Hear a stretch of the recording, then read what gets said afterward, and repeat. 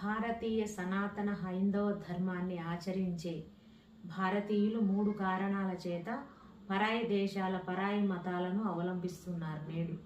అవి: 1, విదేశీ దురాక్రమణదారులు మన దేశం మీదకి దండెత్తి వచ్చి మన రాజ్యాలను ఆక్రమించుకొని బలవంతంగా మన భారతీయులను వాళ్ళ మతాల్లోకి తీసుకున్నారు.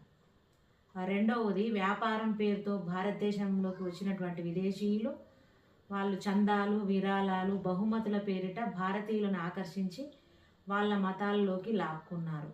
3వది, భారతదేశంలో ఉన్నటువంటి కొందరు మత ఛాందసవాదులు, పురోహితులు, భూస్వాములు, శూద్రులు మరియు దళితులు అనే వంకతోటి కొంతమందిని దేవాలయాల ప్రవేశాన్ని నిషేధించడం వల్ల వాళ్ళు విధిలేని పరిస్థితులలో పరాయి దేశాల పరాయి మతాల్లోకి వెళ్ళారు.